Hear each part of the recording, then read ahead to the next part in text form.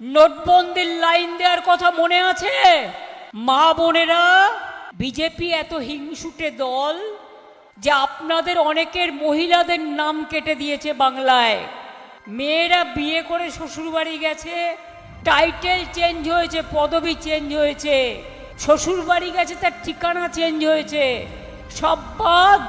অনেক রাজবংশীকে বাদ দিয়েছে, এনআরসির নোটিশ দিয়েছে, এসআইআর এর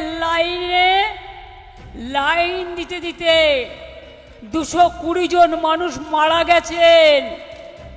আজকে তাদের আত্মা কাঁদছে। বিজেপি জেনে রেখো, আজ তারা জবাব নেবে।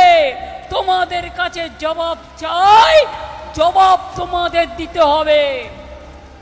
এতদিন এই মাটিতে বাঁচবার পর তোমরা আমাদের বিদেশি নাগরিক বলছো, তোমরা বলছো আমাদের প্রমাণ দিতে হবে আমরা এদেশের নাগরিক কিনা।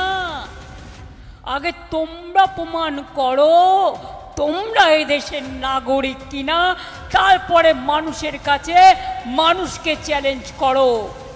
BJP party vanish party. কখনো শুনেছেন নির্বাচন কমিশনের নোটিফিকেশনে বিজেপি চিহ্ন দিচ্ছে? কখনো জীবনে শুনেছেন?